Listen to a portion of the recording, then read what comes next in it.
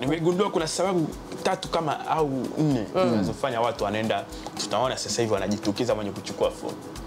Ya kwanza, wako ambao wana nia ya ndani ya kuweza kuingia katika kuwatumikia wananchi wa sehemu husika.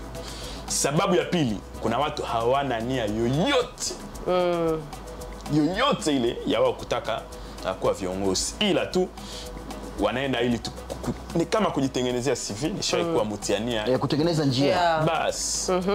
Kuna wale ambao wanaenda kama kuanzisha safari yao ya kisiasa.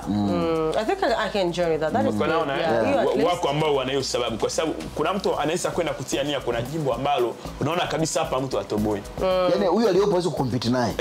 Unaona kabisa kuna majimbo kama kina Mami Bebe walivyoanza kidogo wameanza ngazi ya chini. Sasa Mami Bebe ni tofauti. Mami Bebe ni ule wa kuteuliwa, ameenda kuomba viti maalum.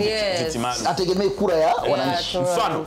Mfano jimbo kama tuseme jimbo kama kwa waziri mkuu Kassim Majaliwa au labda kwa Doto Mashaka Biteko pale Bukombe, yani ukienda wewe kuchukua fomu unaona kabisa yani kwamba huyu kwanza anania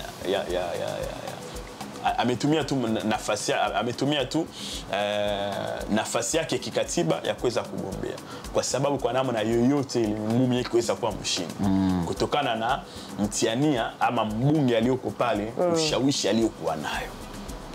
Kwanza haiwezi kutokea kwamba wewe yani waziri mkuu akakosa ubunge.